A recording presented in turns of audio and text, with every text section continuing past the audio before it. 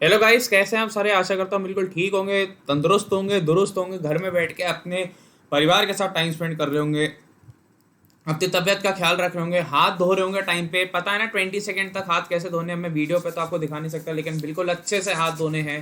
बिल्कुल कलाइयों को भी करना है, हैंड सैनिटाइजर्स का यूज़ कर रहे होंगे, साफ सफाई रख रहे होंगे अपने आसपास के वातावरण में। ठीक है। और अगर कोई आपके घर में कोई पेट डॉग है तो उसको भी अच्छे से ट्रीट करेंगे, क्योंकि पेट डॉग से नहीं फैलता, पेट से नहीं फैलता। चिड़ियों के लिए पानी रख रहे होंगे बाहर, हम हर दिन रखते हैं, क्योंकि ये बहुत ज़रूरी है। इस टाइम पे हमारे को इंसानियत नहीं भूलनी है, सिर्फ अपने लिए नहीं सोचना, औरों के लिए भी सोचना है।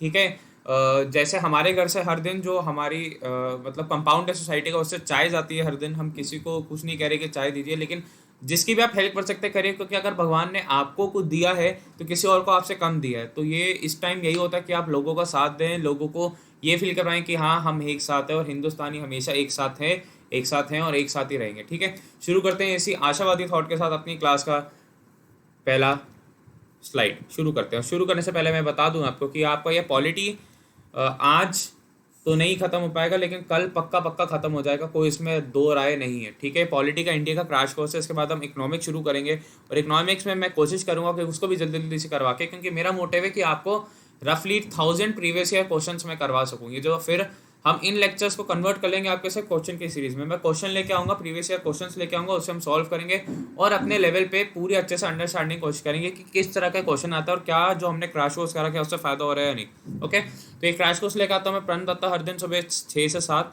सॉरी शाम को 6 से 7। थोड़े दिन तक आपको रिकॉर्डेड लेक्चर मिलेगा, लेकिन उसके बाद मेरी पूरी कोशिश रहेगी कि आपको लाइव आने की। लेकिन फ्राइडे हम आपके लिए लाइव ही आते हैं।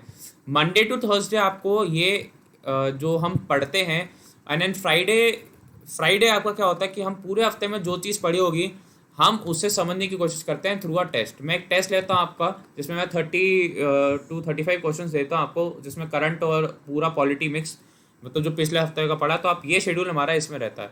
ठीक है। आप इसको ज्वाइन कर सकते हैं। जो पहले बार बच्चे देख रहे हैं मैं उनको बता दूँ कि हमने क्या क्या कर लिया है। ठीक है। लेकिन उससे पहले आपको बता दूँ कि अगर आप लाइव टेस्ट दे के अपने प्रिपरेशन लेवल को एक स्तर ऊपर लेके जाना चाहते हैं, अपने प्रिपरेशन लेवल को नापना चाहते हैं कि कहाँ मैं लैग कर रहा हूँ और कहाँ मेरे को जाना है, तो आपको कुछ नहीं करना, डेली लाइफ टेस्ट चैनल के साथ जुड़िए। मैं हर दिन वहाँ पे मंडे टू थर्सडे आपके लिए 6:30 आपके लिए जीके का लाइव टेस्ट लेगा। तो कोई भी एक रैंडम टॉपिक, हमने ज्योग्राफी करा कल, फिर हमने कुछ करंट के टॉपिक्स करे, आप ज़रूर जाइए उन टेस्ट को देखिए और अपने लाइव टेस्ट का जो चैनल है उसका फ़ायदा ज़रूर उठाइए। इसका लिंक आपके डिस्क्रिप्शन में आज ही जाइए और उसे सब्सक्राइब करके बहुत अच्छे से करिए।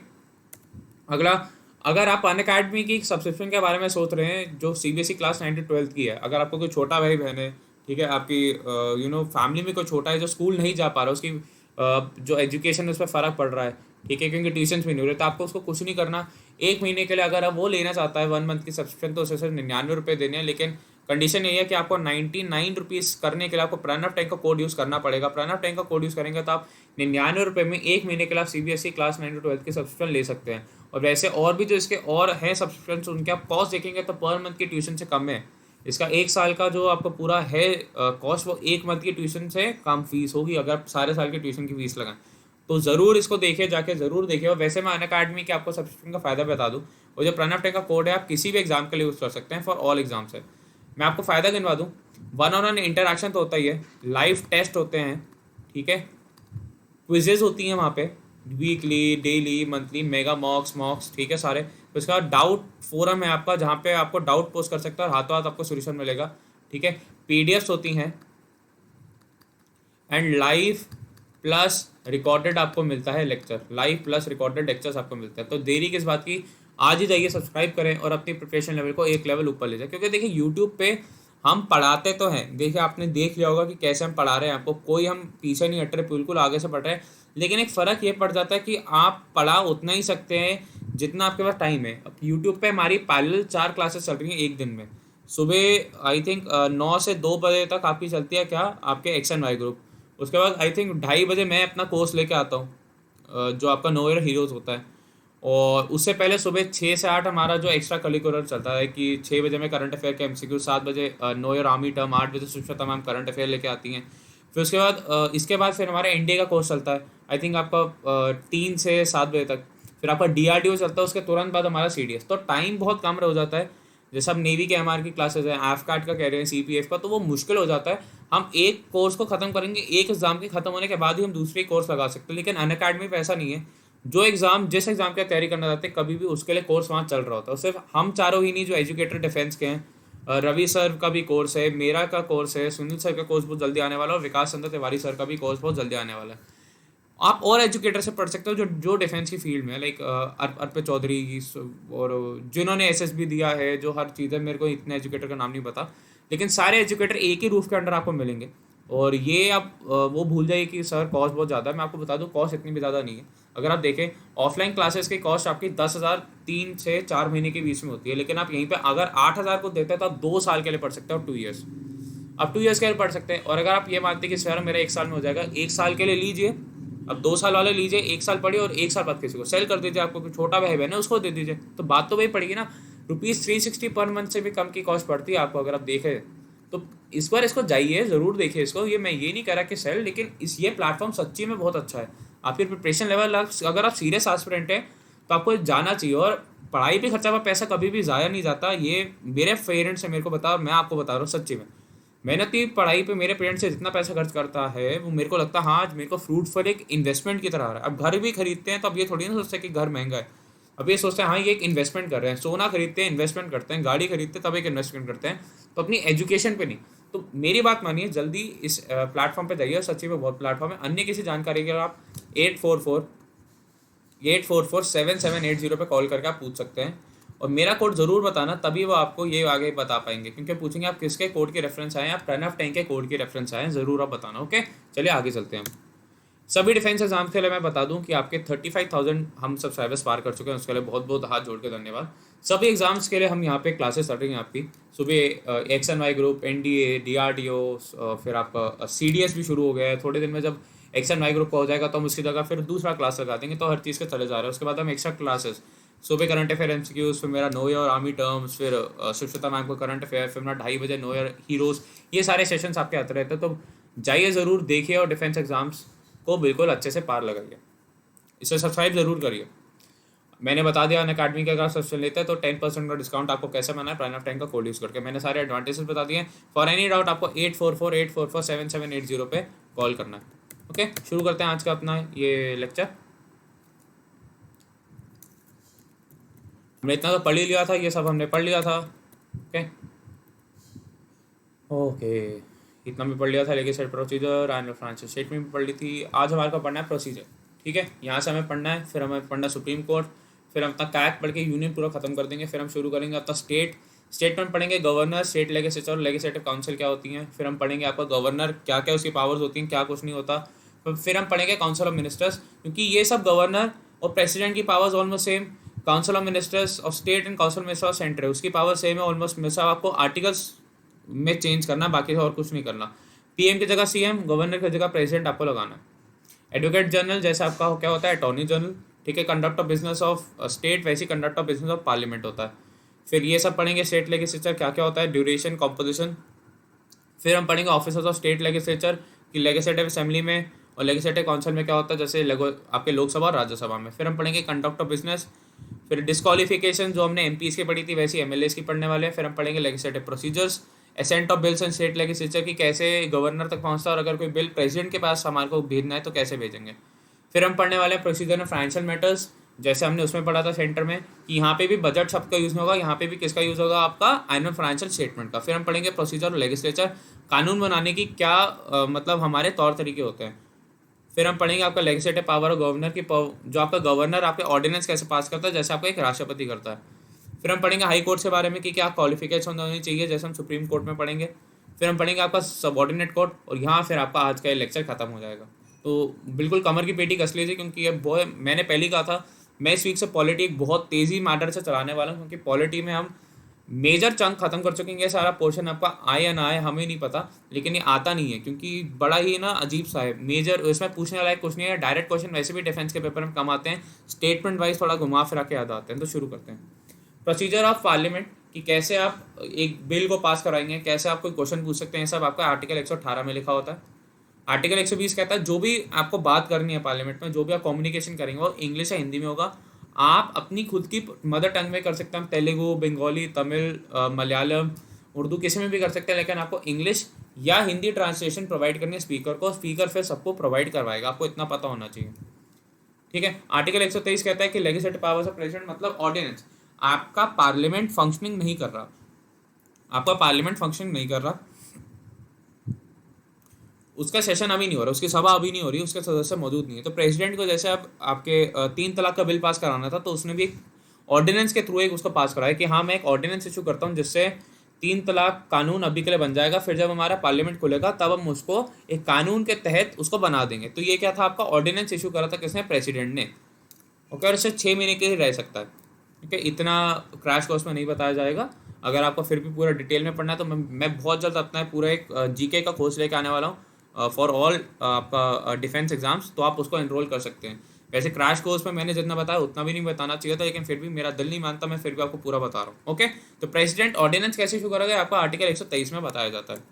उसका सुप्रीम कोर्ट के बारे में पढ़ेंगे। सुप्रीम कोर्ट में सबसे इंपॉर्टेंट चीज़ है कि कौन से आर्टिकल्स में होते हैं। ये आर्टिकल 124 से लेकर आर्टिकल 147 के बीच में आता है। दूसरी सबसे इंपॉर्टेंट चीज इसमें ये पूछा जाता है कि क्वालिफिकेशन ऑफ जजेस ऑफ सुप्रीम कोर्ट क्या होती है, कि क्या क्वालिफिकेशन है कि आपका सुप्रीम कोर्ट का एक जज हम बन सकते हैं या बना सकते हैं। तो उसमें क्या होता है, सबसे पहले वो एक हिंदुस्तानी सिटीजन होना चाहिए, वो एक हिंदुस्तानी सिटीजन होना चाहिए। दूसरी चीज़, सबसे इंपॉर्टेंट चीज़, वो किसी भी हाई कोर्ट का 5 साल तक जज रहना चाहिए, वो एक हाई कोर्ट का 5 साल तक जज रह के आना चाहिए। अगर वो 5 साल का जज नहीं है तो एटलीस्ट 10 साल तक वो एडवोकेट होना चाहिए आपका हाई कोर्ट का, एटलीस्ट 10 साल तक वो एक हाई कोर्ट होना, आपका हाई कोर्ट का एडवोकेट होना चाहिए। या फिर इनके अलावा इन इन तीनों में बता रहा हूँ कि या तो 5 साल जज ऑफ हाई कोर्ट, या 10 साल एडवोकेट ऑफ हाई कोर्ट, या distinguish jurist in the eyes of president, मतलब राष्ट्रपति की आंखों में उसको लॉ की बहुत जानकारी है, उसको कानून की बहुत जानकारी है, तो वो सीधा उसे जज बना सकते हैं आपके सुप्रीम कोर्ट का। ठीक है, तो ये आपकी क्वालिफिकेशन ऑफ सुप्रीम कोर्ट के जज है। और यही क्वालिफिकेशन सेम आपकी अटॉर्नी जनरल के पास भी होनी चाहिए, यही सेम क्वालिफिकेशन आपकी अटॉर्नी जनरल के पास होनी चाहिए, या ऐसी सेम क्वालिफिकेशन आपकी अटॉर्नी जनरल के पास होनी चाहिए, तभी आप उसे अटॉर्नी जनरल बना सकते हैं। ओके, या का क्या होगा आपका सुप्रीम कोर्ट, आपका जज ऑफ सुप्रीम कोर्ट की क्वालिफिकेशन, ये बहुत इंपॉर्टेंट है गाइस, वेरी वेरी इंपॉर्टेंट। सारी क्वालिफिकेशन पूछेगा, ट्विस्ट कर देगा कि 10 साल जज ऑफ हाई कोर्ट होना चाहिए या 5 साल एडवोकेट ऑफ हाई कोर्ट, तो ट्विस्ट कर देगा, आपको ट्रू एंड फॉल्स पूछ सकता है, आपको बहुत बारीक नज़र से बताना है। फिर बोल देगा distinguished jurist in the eyes of the prime minister, तो आपको बहुत बारीक नज़र से इन चीज़ों को देखना है, बहुत ही पैनी नज़र से आपको इन चीज़ों पर ध्यान रखना है कि हाँ ऐसा नहीं ऐसा होगा। ओके, ये हो गया। अब चलते हैं कैग। कैग का फुल फॉर्म क्या होता है पहले बता दूं, ये अक्सर पेपर में पूछा जाता है कि controller and auditor general, controller and auditor general. Controller and auditor general क्या होता है आपका कैग। ओके, कैग आपका कंट्रोलर एंड ऑडिटर जनरल होता है, इसे प्रेसिडेंट अपॉइंट करते हैं, इसे राष्ट्रपति आपके अपॉइंट करते हैं, और अब इनकी सैलरी आपके सेकंड शेड्यूल में होती है। इनकी सैलरी आपके दूसरे शेड्यूल में होती है, जो हमने पढ़ा था टीयर्स ऑफ ओल्ड पीएम से, आप याद रख सकते हैं, इन्वॉल्वमेंट्स एंड सैलरीज। और ये आपका आर्टिकल 148 बताता है, ये बहुत इंपॉर्टेंट होता है कि हाँ कौन से आर्टिकल कहता है तो आपका कैग आता है और कौन अपॉइंट करता है। दूसरी सबसे इंपॉर्टेंट चीज, ड्यूटीज ऑफ कैग कौन से आर्टिकल्स में आती हैं, आपके आर्टिकल 49 में आती हैं, आर्टिकल 149, ये भी इंपॉर्टेंट हो जाता है, आप इसे भी याद रखेंगे। मैं आपको 10 सेकेंड्स का टाइम दे रहा हूँ, कोई अगर डाउट है तो आप उसे सोचिए और फिर मेरे को जरूर लिख के बताइए।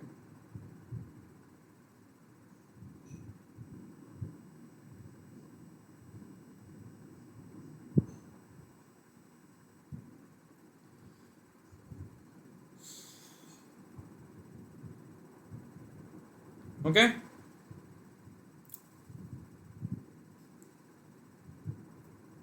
चलिए, मेरे ख्याल से अभी तक जो डाउट होगा हो गया। ठीक है, और चलिए, कंट्रोलर एंड ऑडिटर जनरल, ये अक्सर फुल फॉर्म पूछा जाता है, ये मैं समझा दूं है क्या। मैंने पैसे पहले भी बताया, मैं फिर से बता दूं, एक तरीके का सीए होता है, जो आपके बही खाता होगा आपके सरकार का, केंद्र सरकार का, सारे ये बही खाते देख सकता है, स्टेट गवर्नमेंट के भी देख सकता है और उनके ऑफिस का भी देख सकता है, लेकिन ज़्यादातर ये यूनियन गवर्नमेंट के देखते हैं। उनके ऑफिस होते हैं जो कैग के, वो फिर आपका स्टेट गवर्नमेंट का देखते हैं, लेकिन ये डायरेक्टली यूनियन गवर्नमेंट का कोई भी खाता कभी भी खुलवा के कुछ भी कर सकते हैं, इनके पास इतनी पावर होती है। ये एक तरीके से CA of the central government होते हैं, बही खाता देख सकते हैं, और ये प्रेसिडेंट को भी एडवाइस करते हैं। प्रेसिडेंट को एडवाइस कैसे करेंगे कि हाँ क्या इसमें अकाउंट होना चाहिए नहीं, या ऐसे इस फाइनेंशियल मैटर में क्या कर सकते हैं नहीं, इनको भी एडवाइस करते हैं। इनकी ड्यूटीज़ और ये सब आपके आर्टिकल 149 में होता है। तो मेरे ख्याल से यूनियन आपको समझ में आ गया होगा। ठीक है, यूनियन हमने बहुत अच्छे से करा है, बहुत अच्छे से। स्टेट में हम थोड़ी जल्दी कर सकते हैं, क्योंकि स्टेट आपका यूनियन से सेम है, बस गवर्नर आपका प्रेसिडेंट की जगह आ जाएगा और सीएम आपका प्राइम मिनिस्टर की जगह आ जाएगा, बाकी सब सेम है। और थोड़े टर्म चेंज होगा जाके आपका अटॉर्नी जनरल की जगह आपका आ जाएगा कौन सा, आपका एडवोकेट जनरल। और बाकी सारे आर्टिकल्स ही चेंज होता है, बाकी पूरी लैंग्वेज सेम है। यूनियन या सेंटर की जगह आपका स्टेट आ जाता है, तो इसलिए हम स्टेट में थोड़ा जल्दी जाने का अफोर्ड कर सकते हैं, लेकिन मैंने मेरे ख्याल से आपको यूनियन बहुत आराम से पढ़ा है। तो अगर किसी का कोई भी डाउट है यूनियन से रिलेटेड तो वो मेरे को कमेंट में लिख के बता सकता है, मैं पूरी तरीके से कोशिश करूँगा कि उसके डाउट को रिजॉल्व करूँ। ओके, पूरे तरीके से कोशिश करूँगा। मैं फिर भी आपको एक यूनियन एक बार रिवाइज कराता हूँ कि हमने क्या क्या करा। ठीक है, हमने शुरू करा आपके समझ के कि एक क्या फ्लो चार्ट है, हमने पूरा समझा। उसका तो हमने पार्ट 5 समझा कि पार्ट 5 में क्या क्या चीज़ें हैं। फिर हमने आपके प्रेसिडेंट देखे क्या क्या कौन कौन से प्रेसिडेंट थे। फिर हमने देखा आपके प्रेसिडेंट ऑफ इंडिया। उसके बाद हमने देखा आपके important articles related to the president, जो आपके इंपॉर्टेंट आर्टिकल्स है। हमने कुछ और इंपॉर्टेंट आर्टिकल्स देखे, हमने क्वालिफिकेशन देखी। फिर हमने इम्पीचमेंट और इलेक्शन का देखा कि कब हो जाना चाहिए। फिर हमने ये पूरा अच्छे से समझा था, मेरे को अच्छे से याद है। वोटिंग का मैंने बहुत अच्छे से समझाया था कि कौन वोट कर सकता है कौन नहीं। फिर हमने वाइस प्रेसिडेंट देखा, आपके उपराष्ट्रपति के इंपॉर्टेंट आर्टिकल्स देखे। तो ये और एक्स्ट्रा इंपॉर्टेंट आर्टिकल्स हमने article 72 pardoning power of president देखा, और इसके ऊपर आपको सैटरडे को एक सेशन मिलने वाला है। फिर हमने देखा extent of executive power vested in the union क्या होता है। फिर हमने देखा आर्टिकल 74 और 75 क्या होगा, ये आपका कौंसिल में होता था। फिर हमने देखा आपका आर्टिकल 76 क्या होता है, अटॉर्नी जनरल क्या होगा और क्यों क्या होता है। फिर हमने देखा वो क्या करता है क्या नहीं, उसे अपॉइंट कौन करता है और उसकी रेम्यूनरेशन क्या मिलती है। फिर हमने आर्टिकल 77 देखा कि कंडक्ट ऑफ गवर्नमेंट बिजनेस, सारे एग्जीक्यूटिव एक्शंस आपके राष्ट्रपति के नाम पे होंगे। और आर्टिकल 78 देखा कि ड्यूटीज ऑफ प्रधानमंत्री क्या होगा, कि प्रधानमंत्री का कर्तव्य क्या है। फिर हमने देखा आपके पार्लियामेंट में क्या क्या आर्टिकल्स हैं, क्या आर्टिकल 80 आपका राज्यसभा, आर्टिकल 81 आपका लोकसभा। उसके बाद फिर हमने ये सारे भी आर्टिकल्स देखे हैं कि कौन कौन सा क्या क्या। क्वालिफिकेशन तो डिस्क्वालिफिकेशन के आर्टिकल्स भी देखे, स्पेशल एड्रेस का देखा, ऑफिस ऑफ पार्लियामेंट देखा, कंडक्ट ऑफ बिजनेस देखा। फिर हमने देखा कि पावर्स क्या मिलती हैं, प्रिविलेजेस और इम्यूनिटीज़ क्या मिलती हैं, वो हमने देखी हैं। फिर हमने लेजिस्लेटिव प्रोसीजर देखा कि कैसे बिल पास होगा टिल असेंट। फिर हमने देखा कि प्रोसीजर में फाइनेंशियल मैटर्स क्या होता है, कि कैसे हम बजट शब्द का यूज़ नहीं होता, सिर्फ एक एनुअल फाइनेंशियल स्टेटमेंट शब्द का यूज़ होता है, ये भी हमने देखा। हमने प्रोसीजर इन पार्लियामेंट देखा कि सिर्फ हिंदी और इंग्लिश में, और रूल्स ऑफ प्रोसीजर। फिर आपकी प्रेसिडेंट की ऑर्डिनेंस की पावर्स देखी, सुप्रीम कोर्ट के बारे में पढ़ लिया, और अब हमने कैग के बारे में पढ़ लिया। तो अगर आपका इससे रिलेटेड कोई भी डाउट है तो आप मेरे को बता सकते हैं, मैं पूरी कोशिश करूँगा कि आपको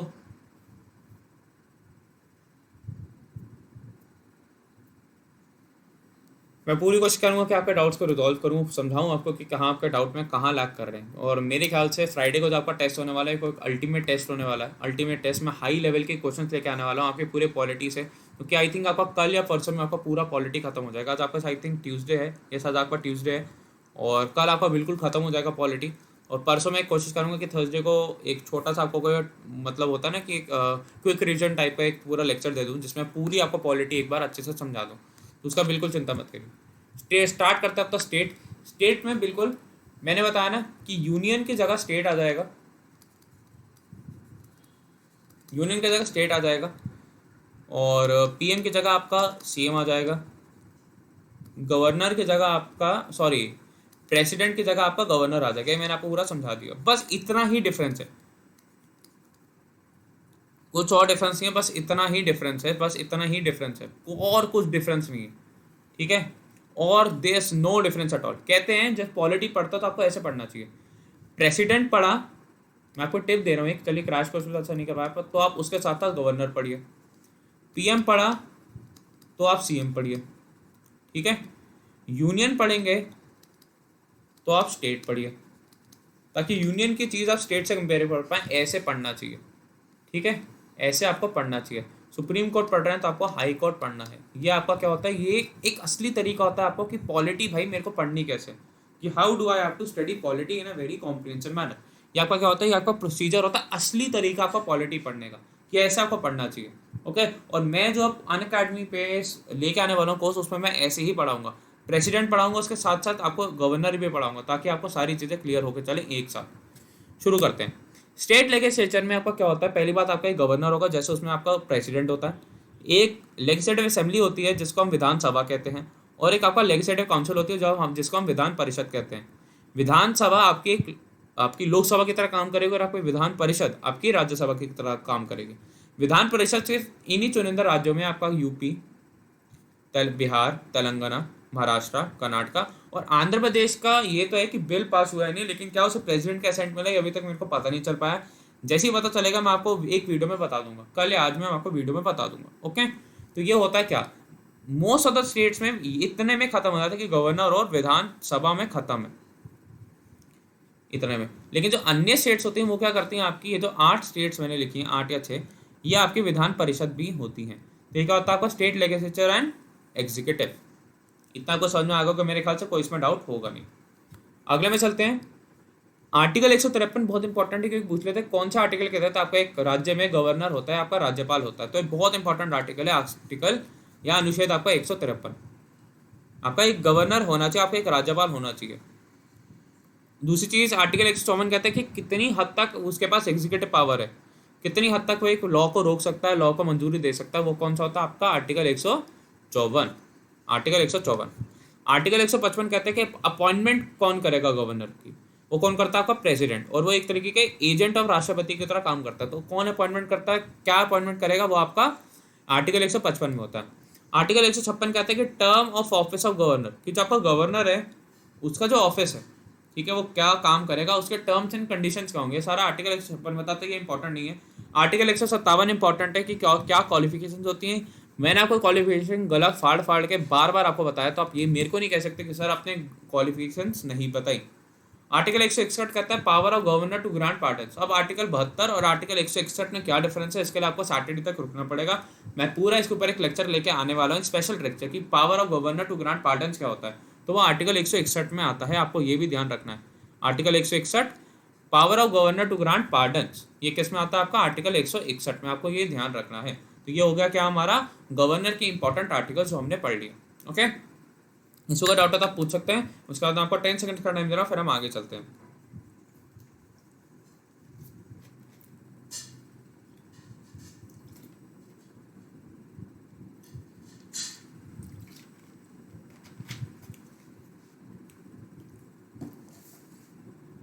चलिए, आर्टिकल 163 का कहता है, जैसे उसमें था कि council of ministers to aid and advise the governor with PM as his head, वैसे इसमें council of ministers to aid and advise the governor with CM at its head. मतलब गवर्नर को सलाह मशवरा देने के लिए आपका एक मंत्रिमंडल होगा, जिसको लीड करेगा कौन, आपका चीफ मिनिस्टर या मुख्यमंत्री लीड करेगा। तो वो किसमें होता है आपका, आर्टिकल 163 में, 163 में होता है। और वैसे ही आपका किसमें था, आपका यूनियन में। ओके, बस आपको इन दोनों में आर्टिकल्स का डिफरेंशिएट करना है, और गवर्नर की जगह प्रेसिडेंट और सीएम की जगह पीएम आपको लगाना है। अब फिर आप यूनियन में पहुंच जाएंगे। अगर आप यूनियन से स्टेट में आ रहे हैं तो प्रेसिडेंट की जगह गवर्नर और पीएम की जगह सीएम लगा देंगे। बाकी सब सेम है आर्टिकल 163 में, इतना आपको ध्यान रखना।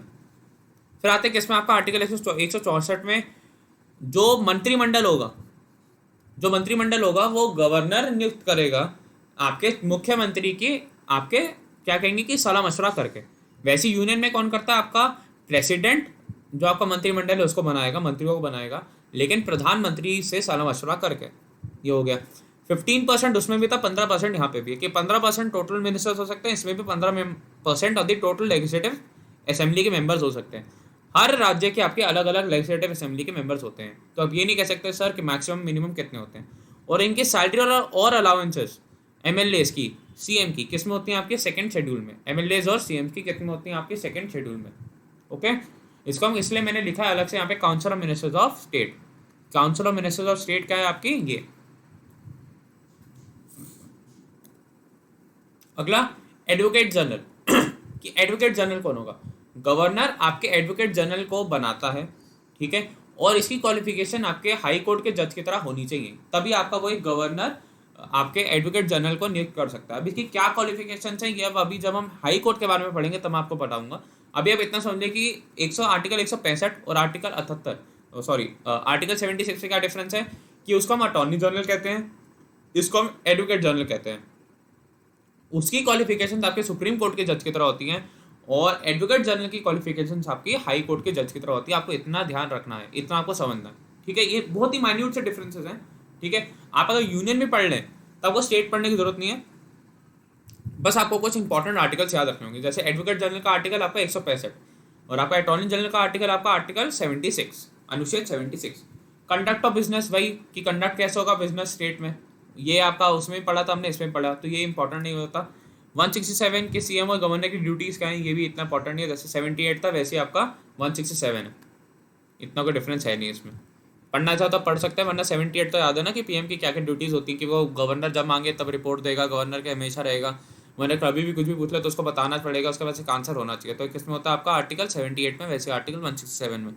गवर्नर सीएम से कुछ भी पूछ लो उसका आंसर होना चाहिए, गवर्नर सीएम को बुला ले कभी भी तो उसका आना पड़ेगा, गवर्नर फिर सीएम से पूछ के आपका मंत्रिमंडल चूज करता है, ये सब स्पेस में होता है आपका आर्टिकल 167 में।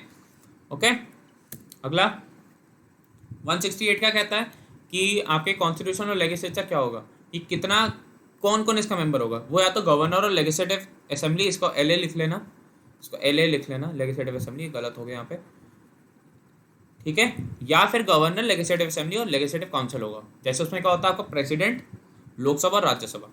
आर्टिकल 169 कहता है, ये इंपॉर्टेंट है, दिस इज इंपॉर्टेंट, मैं यहाँ पे मार्क करता हूँ, तो this is 4 star, this is important.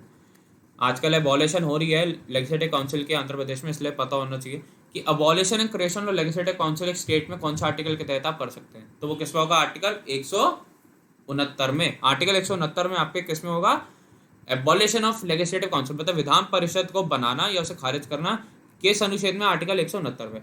Article 170 का होगा कि आपका लेजिस्लेटिव असेंबली का कॉम्पोजिशन क्या होगा, कि हम एक लेजिस्लेटिव असेंबली आपकी विधानसभा को कितने मेंबर से भर सकते हैं, वो डिपेंड करेगा आपका स्टेट टू स्टेट, लेकिन एक कॉमन रूल होते हैं कुछ, उसके हिसाब से आपको करना होता है। स्टेट लेजिस्लेचर कि आपका विधान परिषद ये क्या कॉम्पोजिशन होगी, 40 मेंबर से कम नहीं हो सकते, 1/3 मेंबर्स मतलब होने चाहिए। तो क्या सब ये आपका आर्टिकल 171 में आता है। आर्टिकल 172 में duration of legislative assembly and आपका लेजिस्लेटिव काउंसिल, मतलब विधानसभा और आपके विधान परिषद, ये समझना जरूरी है कि एलए का लेजिस्लेटिव असेंबली का आपका लोकसभा की तरह होता है और लेजिस्लेटिव काउंसिल का आपका राज्यसभा की तरह, यानी 5 साल और टेम्परेरी, ये 6 साल और परमानेंट, और 6 साल में से हर 2 साल में 1/3 मेंबर रिटायर होते हैं, इसलिए परमानेंट होता है, आपको ये ध्यान रखना है, ठीक है, ये भी आपका हो गया। और आर्टिकल 173 क्या कहता है, क्वालिफिकेशन फॉर मेंबरशिप, सेम, किसी को अगर लेजिस्लेटिव असेंबली का बनना है तो 25 साल, ठीक है, Indian citizen, no office of profit, और लेजिस्लेटिव मेंबर बनने के लिए उसका भी योग्यता होनी चाहिए। दूसरा, लेजिस्लेटिव काउंसिल का बनना आपका विधान परिषद का तो 30 साल, और आपका विधान परिषद बनने के लिए पूरी होनी चाहिए योग्यता। दूसरी बात, एक हिंदुस्तानी नागरिक और नो ऑफिस ऑफ प्रॉफिट उसको होल्ड करना चाहिए। ओके, अगला, ऑफिसर्स ऑफ स्टेट लेजिस्लेचर की लेजिस्लेटिव असेंबली में, विधानसभा में आपके का स्पीकर होगा और लेजिस्लेटिव काउंसिल में कौन स्पीकर होगा, ये आपका दोनों उसमें लिखा है पार्ट्स में। सबसे बढ़िया होता है आपका आर्टिकल 189, ठीक है, आर्टिकल 179 की conduct of business of in legislature, ये एक इंपॉर्टेंट आर्टिकल हो जाता है, आपको याद रखना, ये स्टेट लेवल पे होता है, इस बार लिख लीजिए ऐसे नीचे स्टेट। ओके, अगला, डिस्क्वालिफिकेशन क्या होती है, जैसे हमने उसमें पढ़ी थी, इसमें पढ़ेंगे कि कैसे हम डिस्क्वालीफाई करते हैं एक एमएलए को और एक एमएलसी को। तो किसमें होता है, आर्टिकल 190 से लेकर आर्टिकल 193, फिर आर्टिकल 196 से लेकर आर्टिकल 198 लेजिस्लेचर प्रोसीजर, कि कैसे एक बिल पास होगा, और असेंट कैसे मिलेगा, वो आपका आर्टिकल 200 से 201 के बीच में लिखा है कि एक गवर्नर कैसे असेंट देगा, या गवर्नर अगर चाहता है कि प्रेसिडेंट इसको एक बार देखे तो वो कैसे क्या प्रोसीजर है। अगला, फाइनेंशियल मैटर्स, जैसे हमने उसमें देखा था इसमें भी देख रहे हैं कि फाइनेंशियल मैटर्स, इसमें भी आपके बजट का यूज़ नहीं हुआ, सिर्फ आपका एएफएस यूज़ हुआ, एएफएस ही यूज़ हुआ, कहीं पे भी आपका बजट यूज़ नहीं हुआ, बजट कहीं पे भी यूज़ नहीं हुआ। ओके, और प्रोसीजर और लेजिस्लेचर कि क्या क्या उसमें चीज़ें होंगी, क्या आप कब क्वेश्चन पूछ सकते हैं, कौन सा आप कहीं पे पेपर दे सकते हैं, बिल पास करवा सकते हैं, ये सब।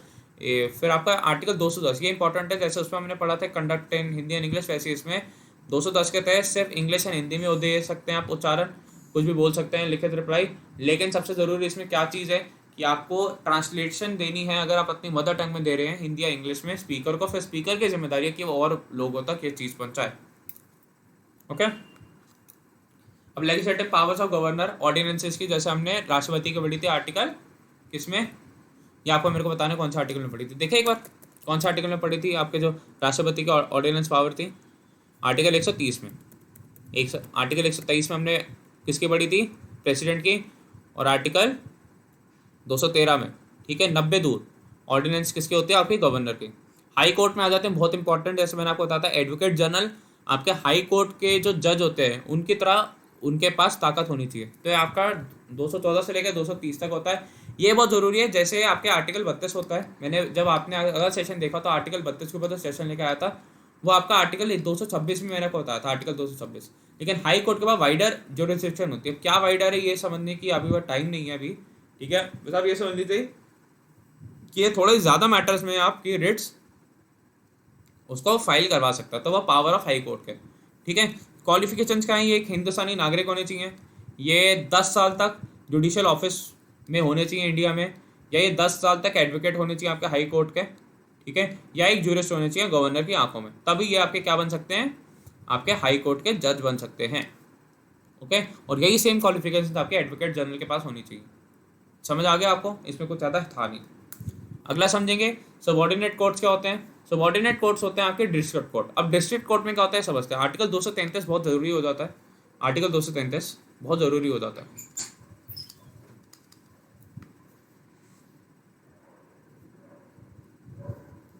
ये भी इंपॉर्टेंट आर्टिकल है आपका, आर्टिकल 226। आर्टिकल 226 भी आपका बहुत इंपॉर्टेंट है, ओके। ये आपका बहुत ज़रूरी है कि पावर ऑफ हाई कोर्ट को इशू रिट्स, ठीक है, ये बहुत ज़रूरी हो जाता है। क्वालिफिकेशन भी बहुत ज़रूरी है, ओके। अगला इसको अपॉइंट कौन करता है, अपॉइंटमेंट ऑफ डिस्ट्रिक्ट जजेस, ये आपका आर्टिकल 233 में appointed by governor in consultation with high court, मतलब हाई कोर्ट से सलाह मशवरा करके आपका एक गवर्नर डिस्ट्रिक्ट जज को अपॉइंट करेगा। एलिजिबिलिटी क्या मतलब क्वालिफिकेशन क्या क्या है, या तो 7 साल तक एडवोकेट होने चाहिए या एक जूरिस्ट होनी चाहिए उसकी आंखों में। 7 साल तक एडवोकेट या जूरिस्ट, मेनली जूरिस्ट तो देखो हर कोई होना चाहिए अगर उसको डायरेक्टली बनना है, लेकिन मेन क्या होता है ये जो 7 साल 10 साल 5 साल होती हैं इनमें आपको घुमा देगा कि 7 साल जूरिस्ट होना चाहिए, कहीं पे लिख देगा 17, कहीं पे लिख देगा 1, कहीं पे लिख देगा 7 5, तो आपको 7 वाले पे टिक करना है। या ऐसे हाई कोर्ट के द्वारा रिकमेंडेशन होनी चाहिए, तो दोनों चीज़ें, 7 साल का जज तो है ही या जूरिस्ट है, और साथ साथ उसको रिकमेंडेड बाय हाई कोर्ट होना चाहिए, मतलब हाई कोर्ट के द्वारा ऐसे एक उसका चिट्ठी होनी चाहिए, कुछ ऐसे रिकमेंडेशन होनी चाहिए कि हाँ हम इसे कहते हैं कि आप इसे डिस्ट्रिक्ट जज बना सकते हैं, तभी आपका वो सबऑर्डिनेट कोर्ट्स का डिस्ट्रिक्ट जज बनेगा। मैंने पढ़ाया था ना कि 3 टायर हमारे देश में आपके कोर्ट सिस्टम है, सुप्रीम कोर्ट, हाई कोर्ट और आपका सबऑर्डिनेट कोर्ट, जिसे हम डिस्ट्रिक्ट कोर्ट भी कहते हैं। तो देखिए जितनी जल्दी हमने स्टेट भी खत्म कर लिया आज। यूनियन हमारे को कितना टाइम लगा था, स्टेट हमने एक ही लेक्चर में निपटा लिया, क्योंकि हम सारा कुछ पढ़ चुके हैं पहले। बस हमने गवर्नर की जगह मतलब प्रेसिडेंट की जगह हमने गवर्नर, सीएम की जगह हमने पीएम, और सॉरी पीएम की जगह हमने सीएम पढ़ा, और सुप्रीम कोर्ट की जगह हमने हाई कोर्ट, आपका अटॉर्नी जनरल की जगह हमने क्या पढ़ा, आपका एडवोकेट जनरल। बस हमने ये चीज़ पढ़ा, ओके, ये हमने चीज़ें पढ़ी, ओके। ये तो चले आपको समझ में आ गया, तो फिर से एक बार रिवाइज करते हैं, फिर से एक बार रिवाइज कर लेते हैं। हाँ हमारे पास टाइम है अभी, रिवाइज कर लेते हैं एक बार इसको। और चलिए, ये तो हमने पढ़ लिया था प्रोसीजर किस किस में, सिर्फ हिंदी और इंग्लिश में हमने पढ़ा, फिर रूल ऑफ प्रोसीजर्स पढ़ा। आर्टिकल 123 में क्या होता है कि प्रेसिडेंट के पास पावर होती है ऑर्डिनेंस बनाने की, बहुत इंपॉर्टेंट आर्टिकल है आर्टिकल 123। और आर्टिकल 213 में आपके पास गवर्नर के पास, आर्टिकल 213 में गवर्नर के पास होती है, आपको ऐसे याद रखना है। कहीं भी लिख रहा है तो गवर्नर में आप प्रेसिडेंट के नोट्स बना लीजिए, तो प्रेसिडेंट में आप गवर्नर के नोट्स बना लीजिए। 124 में ये सुप्रीम कोर्ट का जज का हमने पढ़ा कि क्या क्या क्या क्वालिफिकेशंस, और यही सेम आपके अटॉर्नी जनरल के पास होनी चाहिए। अटॉर्नी जनरल के पास भी सेम पावर्स होनी चाहिए। फिर हमारे खत्म हो गया, फिर हमने क्या पढ़ा कि क्या क्या फंक्शन होता है, उसकी फुल फॉर्म क्या है, हमने खत्म कर दिया, और यही हमारा फिर यूनियन खत्म हो गया था। तो आते हैं अपने स्टेट पे। मैंने आपको बताया पढ़ना कैसे कि प्रेसिडेंट के साथ साथ गवर्नर, पीएम के साथ साथ सीएम, यूनियन के साथ साथ स्टेट, और सुप्रीम कोर्ट के साथ साथ हाई कोर्ट को ऐसे लेके पढ़ेंगे तो बहुत अच्छा मजा आएगा, ठीक है। गवर्नर प्लस स्टेट लेजिस्लेचर, ठीक है, या फिर लेजिस्लेटिव असेंबली कहते हैं, उसके हम हिंदी में विधानसभा कहते हैं। डायरेक्टली पूछ लेते हैं, क्वेश्चन आया हुआ है कि विधानसभा का इंग्लिश नेम क्या है, या लेजिस्लेटिव असेंबली को हम हिंदी में क्या कहते हैं, तो आप क्या बोलेंगे, आपको क्या मुझे विधानसभा कहते हैं। और लेजिस्लेटिव काउंसिल आपके विधान परिषद, ये आपके इन राज्यों में तो पक्का है, यूपी, बिहार, तेलंगाना, महाराष्ट्र, कर्नाटक। मैंने आंध्र प्रदेश में इसलिए स्टार लगाया ना टिक, क्योंकि मैं इस पर आपको देख के बताऊंगा, मैं भी कुछ कह नहीं सकता, ठीक है। फिर आपको आता है आर्टिकल 153, ठीक है। 52 में क्या कहता है कि प्रेसिडेंट होना चाहिए। आर्टिकल 153 कहता है कि हमारे पास एक गवर्नर, एक आपका राज्यपाल एक स्टेट में होना चाहिए, एक राज्य में। आर्टिकल 154 कहते हैं कि आपकी एग्जीक्यूटिव पावर ऑफ स्टेट किसके पास है, एग्जीक्यूटिव पावर ऑफ स्टेट आपकी किस हद तक है वो ये बताता है। 155 इंपॉर्टेंट है कि अपॉइंट कौन करता है, आपको प्रेसिडेंट, आपका राष्ट्रपति आपके राज्यपाल का अपॉइंट करते हैं, मैंने आपके क्वालिफिकेशन में भी बताया हुआ है। 156 की टर्म क्या होगा, आपका 5 साल का होता है। आपका एक राज्यपाल 2 स्टेट्स के लिए हो सकता है, ये भी आपको पता होगा। फिर आपका 157 क्वालिफिकेशन, जो मैंने गला चीख के बताया आपको, क्वालिफिकेशन इंपॉर्टेंट है और आर्टिकल भी इंपॉर्टेंट है दोनों। फिर ये आर्टिकल 161 में मैंने बताया हुआ है कि क्या पावर होती है आपकी राज्यपाल की, जिससे वह पार्डन ग्रांट कर सकता है, ओके। आर्टिकल 163 होता है कि जो काउंसिल ऑफ मिनिस्टर्स हैं वो आपको सलाह मशवरा दे सकते हैं, किसको, गवर्नर को, ओके, काउंसिल ऑफ मिनिस्टर्स। और आर्टिकल 154 आप सॉरी 164 कि मिनिस्टर्स को आपका गवर्नर अपॉइंट करेगा आपके मुख्यमंत्री के एडवाइस पे। 15% हो सकता है उनकी टोटल सैलरी और अलाउंसेस आपके दूसरे शेड्यूल में होती हैं। तो ये हमने पूरा पढ़ लिया। उसका फिर हमारे आपके एडवोकेट जनरल पे, जैसे आपका आर्टिकल 76 में आपका क्या होता है आपका अटॉर्नी जनरल, वैसे आपका आर्टिकल 165 में आपका एडवोकेट जनरल। क्वालिफिकेशन से इसकी डिफरेंस क्या है, बस हाई कोर्ट के जज की तरह होना चाहिए, उसे प्रेसिडेंट अपॉइंट करता है, इन्हें कौन अपॉइंट करता है, आपका गवर्नर। आर्टिकल 166 और 167 सेम है, बस इसमें गवर्नर की जगह आपका क्या आ जाता है वहाँ पे, प्रेसिडेंट, और सेम की जगह पीएम आ जाता है, बस आपको इतना ध्यान रखना है। 168 वहाँ पे आपका क्या होता है, आपका पार्लियामेंट में प्रेसिडेंट, लोकसभा राज्यसभा, इसमें आपका गवर्नर प्लस लेजिस्लेटिव असेंबली, या तो governor plus legislative assembly plus legislative council, ये आपका होता है। 169 होता है, ये इंपॉर्टेंट है कि आपका जो विधान परिषद का लेजिस्लेटिव काउंसिल, उसे बना कैसे सकते हैं, उसे खारिज कैसे कर सकते हैं, ये हमारा बताता है। आर्टिकल 170 बताता है कि कॉम्पोजिशन ऑफ लेजिस्लेटिव असेंबलीज क्या होंगी, कि जो आपकी लेजिस्लेटिव असेंबली आपकी विधानसभा है उसकी कॉम्पोजिशन क्या होगी, उसके सदस्य कितने होंगे, ये कौन बताता है आपको, आर्टिकल 170। और क्या कंडीशन है कि एक स्टेट में 100 तो एक स्टेट में 400, एक स्टेट में 40 तो एक स्टेट में आपके 400 प्लस है या 200 प्लस है, तो क्या कंडीशन होती है सब कौन बताता है आपको, आर्टिकल 170। आर्टिकल 171 बताते हैं कि कॉम्पोजिशन ऑफ लो आपकी लेजिस्लेटिव काउंसिल से होंगी, कि जो आपके काउंसिल्स हैं उसमें कितने लोग होंगे और कैसे होंगे, वो कौन बताता है आपको, आर्टिकल 171। आर्टिकल 172 बताता है कि duration of legislative assembly and council कितनी होंगी, कि जो आपकी ड्यूरेशन है कितनी देर तक ये चलेंगी, ठीक है, वो सब मैंने आपको बता दिया। लेजिस्लेटिव असेंबली की ड्यूरेशन आपकी लोकसभा के तहत होती है, बिल्कुल उसकी तरह हूबहू, और आपकी लेजिस्लेटिव काउंसिल जो आपकी विधान परिषद है उसकी बिल्कुल राज्यसभा की तरह हूबहू होती है। और आपकी क्वालिफिकेशंस ऑफ मेंबरशिप क्या है ये भी मैं आपको बता चुका हूँ, बिल्कुल सेम है, लोकसभा के एमपी और आपके लेजिस्लेटिव असेंबली के एमपी, आपके राज्यसभा के एमपी और आपके लेजिस्लेटिव काउंसिल के एमपी के बीच में बिल्कुल सेम है, ठीक है। इतना नोट करके कोई डाउट है तो सोचिए, और फिर ये अपने पास नोट करिए, तब तक फिर उसका आगे चलते हैं। मैं आपको 10-20 सेकंड्स का टाइम दे रहा हूँ अपने डाउट्स को एक जगह इकट्ठा करके लिखने के लिए।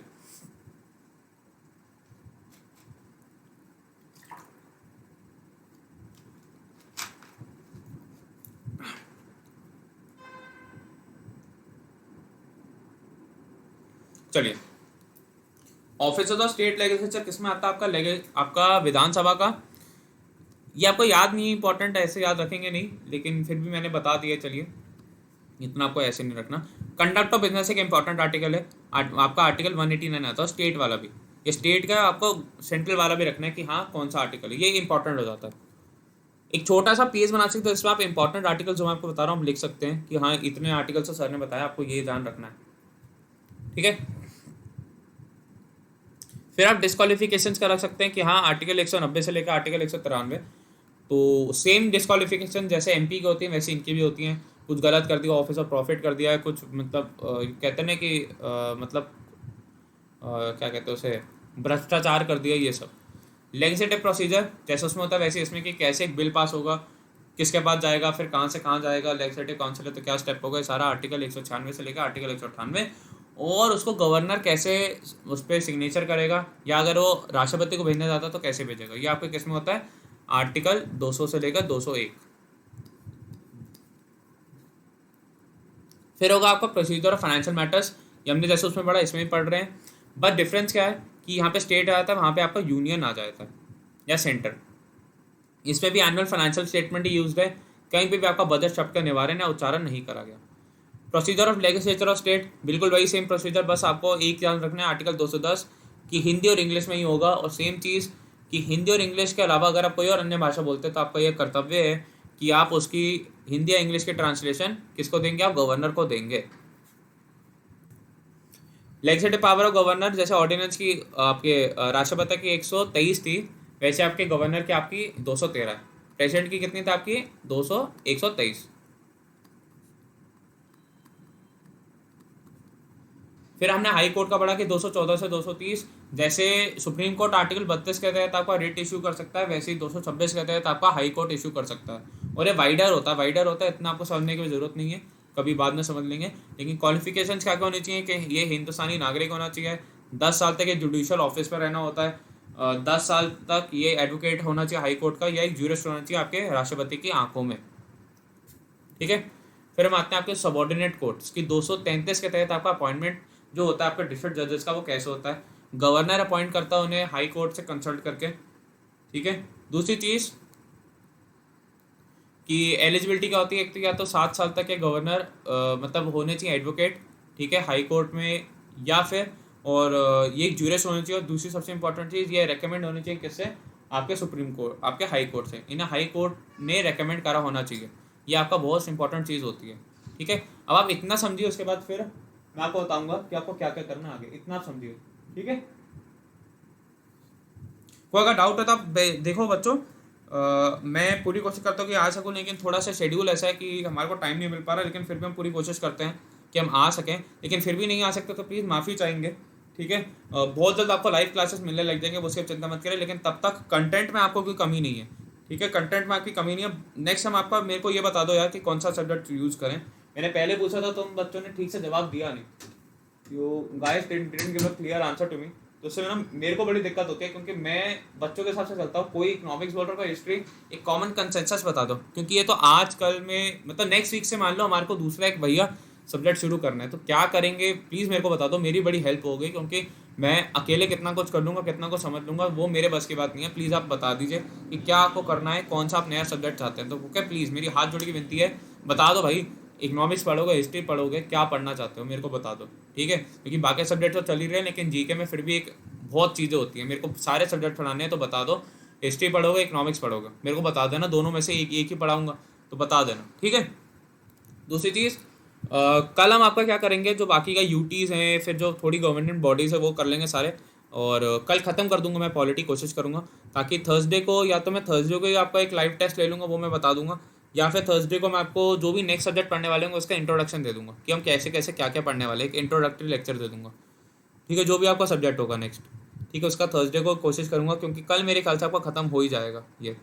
और आप कैसा लगा आपको पॉलिटी, आप बता सकते हैं कि कैसा आपको लगा, क्या पॉलिटी में आप चाहते थे इंप्रूवमेंट हो, ताकि मैं नेक्स्ट अगर कोई कोर्स लेके आऊँ यूट्यूब पे, तो मैं उस पर आपको बता सकूँ कि हाँ मैं पॉलिटी आपको ऐसे पढ़ाने वाला हूँ, ओके। तो प्लीज़ बताइए मेरे को, ताकि मेरे को पता लग पाए। और मज़ा आया होगा मेरे ख्याल से आपको पॉलिटी पढ़ के, क्योंकि मेरे को पढ़ाने में बड़ा मज़ा आया, क्योंकि जब बच्चे इंटरैक्टिव होते हैं तो मज़ा एक अलग दुगना का लेवल का हो जाता है। और गाइस, अगर आप लाइव टेस्ट देते हैं तो प्लीज़ लाइव टेस्ट चैनल को सब्सक्राइब करो। मेरे ख्याल से एक बहुत ही अच्छा प्लेटफॉर्म है आप जैसे बच्चों के लिए, जो पढ़ रहे हैं अच्छे से, ठीक है। और दूसरी चीज़, अगर आप डिफेंस के लिए पढ़ रहे हैं तो भाई डिफेंस का पढ़ो।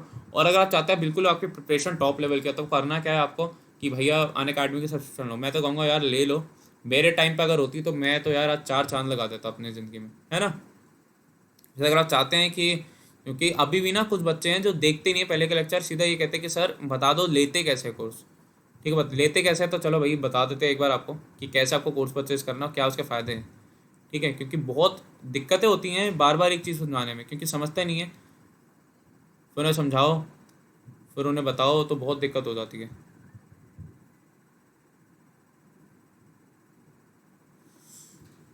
तो मैं रुक जाओ, हाँ। देखो कुछ करना नहीं है आपको, बहुत आसान है लेना, कुछ ऐसा मुश्किल नहीं है, ठीक है। आप अनअकैडमी का ऐप डाउनलोड करोगे यूट्यूब से, सॉरी जो आपका प्ले स्टोर है, आपका ऐप स्टोर है, ठीक है। उसके बाद फिर आप क्या करोगे, आप अनअकैडमी पे जाओगे, खोलोगे, यहाँ पे अपना मोबाइल नंबर डालोगे, या कंटिन्यू विद ईमेल करोगे।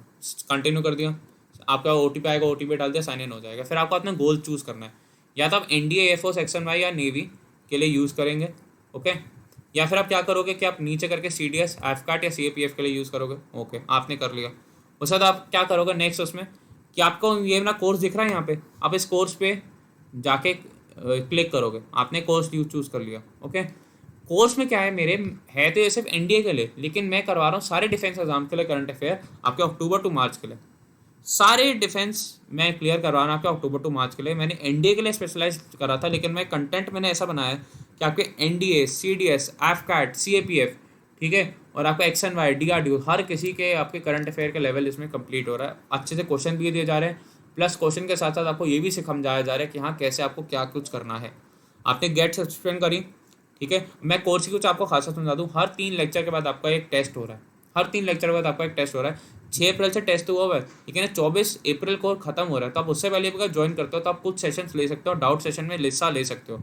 25 को वैसे हमारा लास्ट सेशन है इसका, तो उसमें भी अगर आएंगे आपको समझ में आ जाएगा कैसे करना है। कोई सेशन ऐसा मुश्किल नहीं है। करंट अफेयर में वैसे भी टीचर की कम जरूरत होती है, एक समझाने वाले की जरूरत होती है। मैंने समझाया बहुत अच्छे से, और प्लस आपको साथ साथ आपको पीडीएफ भी मिल रही है उसी टाइम, कुछ नहीं करना आपको। आपने नो कॉस्ट ईएमआई आप देख रहे हैं यहाँ पे कि 24 महीने के लिए नो कॉस्ट ईएमआई है। ये आपके ऐसे कॉस्ट है, मैंने क्या बताया था, 400 रुपये पर मंथ। ये आपका 9600 24 महीनों के लिए। यार किसी भी ऑफलाइन कोचिंग में जाओगे, पता है कितना कॉस्ट होता है, बहुत ज़्यादा।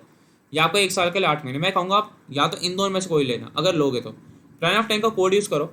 आपने कोड लगाया, क्या करोगे उसके बाद आप, प्लान ऑफ टाइम का आपने कोड लगाया, देखिए कॉस्ट अपने आप ऐसे कम होगी। ये 600 रुपये पर मंथ आ गया। यार ट्यूशन की फीस नहीं होती इतनी, 7200 12 साल मतलब 12 महीने के लिए। और दूसरी चीज़, सारे एजुकेटर, ये तो कुछ ही एजुकेटर से, इनसे भी ज़्यादा एजुकेटर आपको पढ़ा रहे होंगे वहाँ पे। ये तो फिर भी यूपीएससी सीएससी के हैं। अंकित सर भी क्लास लेते हैं आपके, सब क्लास ले रहे हैं। विकास सर का शुरू हो जाएगा, रवि सर का फिजिक्स का कोर्स चल ही रहा है, सुनील सर का भी चल रहा था। आपको कुछ नहीं करना, आइए और कोर्स लीजिए। आपने देखिए 360 रुपये पर मंथ, मैं झूठ नहीं बोलता, 360 रुपये पर मंथ की कॉस्ट पर आप पढ़ सकते हैं 24 महीने के लिए। ठीक है, नो कॉस्ट ईएमआई आपने चूज़ करी, 7200 रुपये आते हैं, जैसे मैंने 1 साल के लिए ले लिया। 7200 रुपये आपने दिए, नो कॉस्ट ईएमआई वाला ऑप्शन चूज़ करा, कार्ड डाली, ईएमआई होगी। ठीक है, उसका बाद देखिए किसी भी थ्रू आप कर सकते हो। और अन्य अगर कोई भी इंक्वायरी है, कोई भी क्वेरी है, तो आप 844 पे करके अपना स्लॉट बुक करके अपनी पढ़ाई को एक स्तर ऊपर लेके जा सकता है। 10% का कोड यूज़ करें, प्लान ऑफ 10, और आपको मैं गारंटी देता हूँ कि आपकी पढ़ाई में आपको डिफरेंस दिखेगा। क्योंकि यूट्यूब में सर नाम ले दो, सर हिंदी इंग्लिश ये करने वाले बहुत होते हैं, जिन्हें पढ़ना होता है ना उनका बहुत लॉस होता है। और मैं ये नहीं चाहता, आप सारे पढ़ने लिखने वाले अच्छे बच्चे, तो मैं नहीं चाहता कि आपका लॉस हो। तो ऐसे ही बढ़ते रहिए, पढ़ते रहिए। भगवान से मेरी यही दुआ रहती है कि जो बच्चा हमारे से जुड़े इस चैनल से, उसका सारे मतलब मनोकामना पूरी हो, वो बहुत अच्छे से कर पाए। तो मैं यही कहूँगा एंड में कि गाइस, घर पे रहिए, सुरक्षित रहिए, अपने फैमिली को सुरक्षित रखिए, और मेक श्योर करिए कि आप भी सुरक्षित रहें, कोई दिक्कत परेशानी ना हो आपको, और बिल्कुल सही से हो सबको। ठीक है, और एक डिफेंस का बच्चा तो डिफेंस के बच्चे की तरह रहिए, कोई आपको दिक्कत परेशानी लेने की जरूरत नहीं है, कुछ स्ट्रेस लेने की जरूरत नहीं। मैं हमेशा आपके साथ हूँ, मेरी ईमेल आईडी आपके पास है, फ़ोन नंबर आपके पास है, ग्रुप पे मैं रखता हूँ। मैंने ग्रुप पे मटेरियल भी शेयर करना शुरू कर दिया है। आज मैंने शायद से पॉलिटी के हिंदी के नोट्स करे थे शेयर। ठीक है, और उसके बाद फिर मैंने एक मतलब बजट का क्या प्रोसेस होता है उसका एक स्क्रीनशॉट शेयर करा था। वैसे ही और भी मैं, मेरे पास जो जो कोर्स आता रहेगा, जो जो मेरे को मिलता रहेगा मटेरियल, मैं शेयर करता रहूँगा, उसकी चिंता बिल्कुल मत करिए, बस बने रहिए। और बस आग्रह से अपनी पढ़ाई में बिल्कुल नहीं कमी आनी चाहिए, बिल्कुल। कभी अगर पढ़ाई में कमी आती है तो नहीं आनी चाहिए।